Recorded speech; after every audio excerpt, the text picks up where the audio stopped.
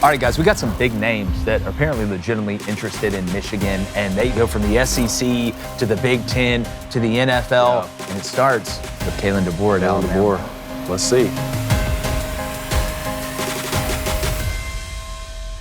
What's up, everybody? Thank you guys for joining Crain and Company. A lot going on right now. Make sure you hit that subscribe button. We're almost to 200,000. Now, we've put out 2 videos already explaining from a Michigan insider, David Cohn, former Michigan quarterback right here, who has unbelievable sources, actually knew about this really before anybody else did, and being the man he was, decided to wait until it became public, which kudos to him. Blaine Crain, former Western State, Colorado wide receiver. He does a lot of good stuff too. Thanks. We explained the whole Sherrone Moore situation from the beginning all the way through the arrest. We have 2 separate videos. We put out one yesterday, right when this was breaking. We put out one earlier today that you can go find that has some updates, what happened to lead to the arrest, and some information that is just absolutely, for lack of a better term, nuts. Just nuts. But this video, we wanted to concentrate on who could be the next head coach to replace Sherrone Moore at Michigan, because even with all the craziness, Michigan is one of the top jobs in the country. Through multiple different sports in college athletics, football with a program as winning as Michigan is, that has the resources that Michigan has, the want to, the fan base, the tradition, you know they're going to go get a big-time head coach. And David, before I ask, just off the top, who you would like, Blaine, you have some odds pulled up. Yeah. And these names, as you would think, not only early in a coaching search, but at a place like Michigan, are some pretty damn good names. Yeah, so I have multiple sites here with multiple odds pulled up. Let's and then there's different ones. Right now, I'm getting Joe Brady plus 300 from the Buffalo Bills. I'm getting Kalen DeBoer plus 300 from Alabama. I'm getting Jesse Minter plus 400. He's also the LA Chargers defensive coordinator. I'm getting Jed Fish from Washington plus 700. I'm getting Lincoln Riley plus 1,000 from USC. So you got some Big Ten coaches in there now as well. I mean, David, is there anybody that you have heard is top of the list? Not a rebound, not going out there Saturday night rebound. This is somebody that needs to come in and be able to pick up the pieces, which you can do at Michigan very quickly. I've heard Kalen DeBoer is not only at the top of the list, but has set the standard. So it's either clear a coach as good as Kalen DeBoer or don't bother with it. It sounds like Kalen DeBoer was very interested in this job after leading Washington to an undefeated season and losing the national championship to Michigan. If Michigan came open a week earlier, remember after the national championship, Jim Harbaugh waited a week to decide if he was going to go to the NFL. He went to the LA Chargers. Jesse Minter was the DC on that team, went with him. Maybe Kalen DeBoer goes to Michigan instead of Alabama, who was able to offer him earlier because of Nick Saban's retirement. Again, what is the realistic chance Michigan goes and takes Kalen DeBoer away from Alabama? I'm not sure. Is that something Michigan fans even want? That is a complete change in identity from an offensive perspective, which a lot of Michigan fans might say, great, let's get someone in here who can do with Bryce Underwood what they did with Michael Penix Jr. At the same time, we've talked for a long time about this season about Alabama doesn't run the ball so well. Yeah. That's Michigan's offensive identity, and that's more than just one coach, right? Like that's like a program identity. How much do you want to deviate from that? So I don't know what interest right now Kalen DeBoer has in leaving Alabama. Again, how do Alabama fans feel about Kalen DeBoer right now? He is in the college football playoff, made it barely this year, didn't make it last year. If they lose the Iron Bowl, maybe this is a completely different conversation. Sure would be, yeah. Obviously, they're just coming off the SEC championship game loss. But so that's the Kalen DeBoer side of it. The Jesse Minter thing is interesting. Obviously, Jesse Minter, incredible defensive coordinator for the national championship run, and he's doing his thing with the LA Chargers right now under Harbaugh. He did receive a 1-year show cause in April, I believe, of 2025. So does that go into effect if you were to, that's the thing with the show calls. And again, somebody in the comments can probably clarify this because I can't remember off the top of my head. Does that mean you just have to, the first year you're away counts as the show cause? You're in the NFL for a year, so now that's the 1 year. It's gone. Well, you can come back. Or is it a calendar year? Because if that's the case, you wouldn't be able to make the hire until April 2026. Or are you able to, and you just have to show cause, and it's because you want him to be the football coach? I don't know how a lot of this stuff works, but that is one little detail on Jesse Minter that I'm not hearing a lot of people talk about when it relates to these odds coming up. Well, and I always am a little bit hesitant when you talk about NFL guys coming down to college, especially young ones. Because right now, you look at Jesse Minter at the Chargers, I mean, Mike McDonald takes over the Seahawks. You see what they've got going on. Joe Brady's young, Jesse Minter is young, and they're in great spots. And the NFL is going younger. Everybody wants to hire Sean McVay. That's the prototype they're going for. Younger, if you're Jesse Minter, you're at the top of football right now as a DC at a place that's having a ton of success. You know his name's going to start being funneled for head coaching jobs around the league. And then Joe Brady as well. I just wonder if they would be – Michigan is – if you were going to come back down, Michigan is one of the places I think you would really entertain. I just don't know why you would do it right now if you were Minter. Now, if it was going bad and you were with a coach that was probably about to get fired, totally understand it. I get it. And I know every individual is different. I just don't know why you would do that. Well, and him having such a great run as DC at Michigan, and if he does want to become a head coach, right? Becoming the head coach at the University of Michigan, that would make sense to me. Gig. A lot like when LSU came open and Joe Brady's name started being floating. Joe Brady at Michigan is a little bit different cup of tea. Again, you're reading the odds over there. I mean, Vegas must be tapped into something. Look, Clark Lee's 100% getting a call. I think Eli Drinkwitz That's is getting who a blamed call. the first I name know that they sign long-term extension deals. This is Michigan. Michigan's going to call them. Yeah, extensions don't matter. Yeah, they're going to call them. Money's not up. Yeah, this isn't going to be a hire where, hey man, we're just going to go get this guy. Yeah, they're not bargaining. This is going to be a splash hire, and it should be because Michigan's an S-tier job, right? You shouldn't settle than anything less. I'm calling Lane Kiffin. I'm calling all the best coaches. Hell, I'll call Kirby Smart. I know he's not coming. I want to see what he's up to. There's another facet to this. I don't know if you can move on from Sherrone Moore in the way that you just did and go get Lane Kiffin. Yeah. And honestly, and I've heard from some former players I didn't get a lot of sleep last night. I've been on the phone all night. But there's who's making the decision, first of all? Ward Manuel's not making this decision in a vacuum, right? Yeah. How much are the regents going to be involved? How much are the boosters going to be involved? In this era of college football, with how much money is being spent, they're more and more involved. Well, could the head coach, the next head coach of Michigan, not even be coaching right now? Well, I want to bring that point up because I want to do it, but I just want to say the reason I say who's making the decision is important because I think there's a lot of people at Michigan with post-Connor Stallion stuff and Jim Harbaugh and now Sherrone Moore. There's a lot of people who don't want to hire anyone who was associated with any of those regimes. Jesse Minter would fit into that category. Is one of the big donors who's helping make the decision. He doesn't care about that. Yeah. I don't know, right? Dusty May was a hell of a hire. I mean, Dusty May is an example of, again, go hire the best coach you can. Forget who leaves in the transfer portal. Yeah. Forget, you want to keep Bryce That's what I was saying about Auburn and go get the best guy. Get the best coach. Cam Coleman wants to go, then go. Kurt Signetti's won 24 games in 2 years at Indiana. Mm-hmm. I can't even believe I just said that statement. Go, and you could have had him in that cycle. Yeah. So go hire the best coach possible. Forget who leaves. Players are going to come and go every single year, no matter who you hire at head coach. You mentioned, is he not even coaching right now? We brought this name up with a couple of these jobs that have come open because he said during Can't the be season, Urban. No way. No, and Urban's the type who takes the rivalry so seriously that he might take the head coaching job at Michigan just to do a bad job. Wait. You're not about to – hold on. I can see where this is going. We're not about to say the name I think we're going to say. Yeah, let's go there. I tell you what. Let's just say, look. No, I'm not even talking about I tell you what. I'm talking about a guy that's on game day right now. Oh, no. Okay. I don't think that. Okay. No.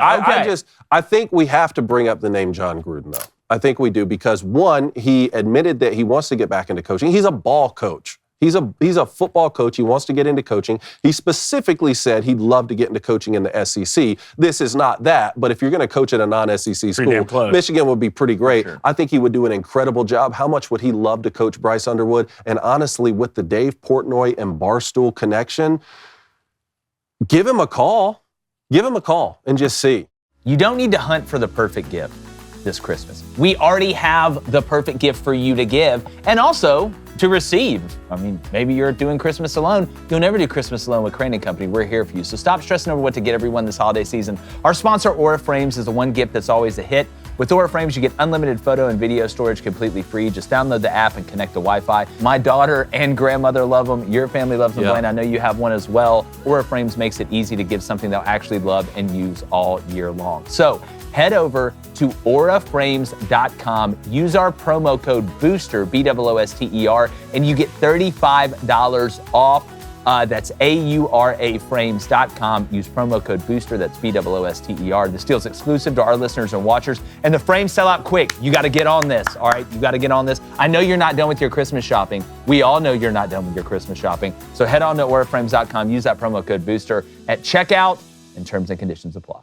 How much has Bill Belichick hurt what people think Gruden could do? I know it's unfair to hold Gruden that. It's just like... I think Belichick's just checked out. Yeah. I just think he's checked out and doesn't care. Now, if the argument is, well, how well would John Gruden adapt to this new era of college athletics with a transfer portal and NIL? Probably pretty good, because now all of them have general managers. He doesn't need to be on the recruiting trail. You're offering kids money to come play. He's an offensive mind, one of the greatest the sport has ever seen. Scott Loeffler, my quarterback coach, used to bring in John Gruden's play sheets and let us see him. He used to have the play calls on there without the formations, because he could call any play on the play sheet with any formation that he could dial up in real time in the game. Diabolical type stuff. Again, how much does he want to get back into coaching? I don't know. Hasn't coached at the collegiate level like this, but call him. Yeah, and it's funny because when we say the name Kalen DeBoer, you'll have Alabama fans that want to be like, there's no way, or two, be like, oh, well, you guys are from Auburn. Of course you're going to say that there's a chance. Like, again, I picked Alabama to win the national championship. Like, I just want to be right. If you think for a second that Kalen DeBoer, being from where he's from, because he's more a Big Ten guy than he's SEC guy, and with an unlimited amount of money, because let's be honest, Michigan money financial is not an issue. To think that Kalen DeBoer would just not even entertain it, I think would, number one, be a disservice by Kalen DeBoer's agent, because at worst, you leverage that into Alabama, giving you even more. Like it's the game that's played. But I would not be shocked. This is like two Transformers fighting. This isn't like Alabama fighting. It's the, what'd you say? Pacific Rim. Pacific Yeah, Rim. that's what it is. So like if anybody could do it, there's a very few places that could go take Kalen DeBoer from Look, you're calling Kalen DeBoer. I think you're calling Dan Lanning. I think you're calling... Well, Lincoln Riley's the one. Yeah, I think you're calling... Because that buyout at USC is nuts, but if anybody could afford it, I think it would be... calling Lincoln Riley. I think you're calling Marcus Freeman. See, and I don't, at that point... Marcus Freeman. I just think that Marcus Freeman, someone who played for the Buckeyes, not that that's going to factor that much into his decision, but aren't you... If you were just deciding in a vacuum, you're somewhere else and you're deciding between Michigan and Notre Dame. Yeah, look, I played at Michigan. I'll say Michigan gets the nod, but that would be kind of a lateral move when you're already at a place and you made the national championship a year ago, right? Like, I don't see him leaving. On the Lincoln Riley point, it's like, how many times have we talked about his inability to get the defensive side of the ball up to snuff to be able to win a championship? Yeah. Does Michigan want to deal with that? Like, I guess my question is, what good does it do to bring in Lincoln Riley and have Bryce Underwood be a Heisman Trophy winner? Because that's all Lincoln Riley does is coach Heisman Trophy winners. But you don't win a championship. The more we talk about this, it's just the better I think Clark Lee's a great fit. I really do. Sense. He's a defensive guy. You saw what he done with Vanderbilt. Brought in Diego Pavia. He's a player's coach. He's a structural and culture bringing. You see what he came out and talked about the bowl game. Like, everything Clark Lee has done, and look, he just got an extension, but that shit doesn't matter when it comes to Michigan. I promise you that. It's just, and I know he's might not be as big as high profile as these other guys, but damn, it feels like Clark Lee would be a great fit. It does feel like. But would Michigan fans? Is it a big enough splash with what's happened? Like that's. Yes, I think with what that guy has done at Vanderbilt, and he's going to have a quarterback this weekend, possibly win the Heisman Trophy or at least be in the ceremony. Clark Lee is a heck of a coach, man. Yeah. I think Jed Fish is getting a call. How would Michigan fans? I know you can't speak for every one of them, but like, I like Jed. I just, man, and I'd understand going from Washington to Michigan, just like I'd understand going from Washington to Alabama. I get that, even though Washington's got an incredible fan base and they actually spend money on athletics. I don't think people realize how much money Washington spends. God, I just don't know if that would. That just don't feel right to me, but maybe I'm. How about this name, who I think is getting a call? Kenny Dillingham. See, I wouldn't hate that. Well, and also that probably, again, I don't know what's going to happen with Bryce, but if you wanted a chance to keep Bryce, I think that's a guy that would have a chance to keep him. Or if you don't keep him, Sam Levitt's in the portal. Now you say, well, he's leaving Dillingham and Arizona State. There could be other things going on with that too. I believe leveraging in the portal is a real thing as well. I don't think that would be crazy. One of the things that has been rumored, and I haven't found any evidence of this, is that Michigan flew down and talked to Kalen DeBoer prior to the SEC championship game. Again, that would open this whole bag of worms that we talked about on the If other that's the video case, then there's something's up. about what Ward Manuel knew when and when was he deciding to fire. I haven't seen any evidence to that. I don't know. Let's see. More information is coming out every single minute. My phone's blowing up more than it does on my birthday. But there's this idea that, well, if Kalen DeBoer leaves from Michigan, which that is realistic, then all of a sudden Lane Kiffin's going to change from LSU and go to Alabama. There ain't no way. I've heard from the people who are tapped in at Alabama, they're not hiring Lane Kiffin and will never, based off some of the things he did. And I've literally said that for 40 years, trying to tell me, like, you don't go at Alabama from running it like a military to running it like a frat house. Like, I don't think Saban would have signed off on Kiffin being the head guy. I really don't. And I know Saban says good things about Lane on TV and stuff like that, but don't forget, they weren't exactly cordial. Yeah. Like this. There's a lot of things that went on behind the scenes, too, that people don't know. Lane Kiffin will never be the head coach at Alabama, I'll go ahead and tell you. I wonder, like, where does Ryan Grubb fall in this? Like, would Ryan Grubb get a call? You know, I know Alabama's offense has been struggling down the stretch. It's just, I don't know if but here's what I think would happen. If Jedd Fisch went to Michigan, I'd be willing to bet you that Ryan Grubb goes to Washington. Wow. I'd be willing to bet. No way it's Biff Poggi, right? Well, he's going to be the interim. I don't think. Talk about failing up. I don't know. I mean, love his energy. Love the guy. Yeah. Y'all play good on offense. He'd come on this show and have a lot of fun. Yeah, he would. Look, he's rich. It don't matter. Like, I know. He made his money on What was other he driving, the Bentley? Yeah, like that. He Phantom? invented sunglasses or something. I don't know. He did something like that. Nice life. But, well, we're going to keep monitoring this. I mean, is there anything else? We always wondered what would happen on this show if Auburn and Michigan came open in the same year. Yeah. What a weird way for it to come open, too. What a weird way to get. It's absolutely nuts. Let us know in the comments, who do you think is the most realistic and legitimate candidate for Michigan? Who should they hire? Who should they not hire? Stay locked into Crain & Company. We're going to keep having updates. Check out everything we've talked about with the Sherrone Moore incident. We've got 2 videos out there on it. So let's get to 200K. Make sure you're subbed, and we appreciate you.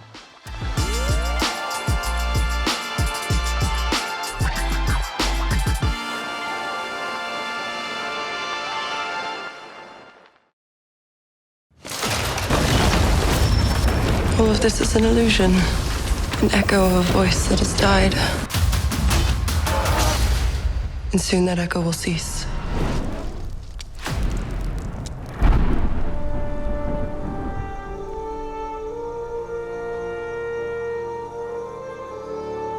They say that Merlin is mad. They say he was a king in David, the son of a princess of lost Atlantis. They say the future and the past are known to him, that the fire and the wind tell him their secrets, that the magic of the hill folk and druids come forth at his easy command. They say he slew hundreds, do you hear? That the world burned and trembled at his wrath. The Merlin died long before you and I were born. Merlin Emrys has returned to the land of the living. Vortigern is gone. Rome is gone. The Saxon is here. Saxon Hengist has assembled the greatest war host ever seen in the Island of the Mighty. And before the summer is through, he means to take the throne. And he will have it. If we are too busy squabbling amongst ourselves to take up arms against him, here is your hope. A king will arise to hold all Britain in his hand. A high king who will be the wonder of the world. You to a future of peace. There'll be no peace in these lands till we are all dust. Men of the Island of the Mighty, you stand together. You stand as Britons. You stand as one. Great darkness is falling upon this land. These brothers are our only hope to stand against it. Not not our only hope. They say Merlin slew 70 men with his own hands. At Cathay, he slew 500. No man is capable of such a thing. The mortal man.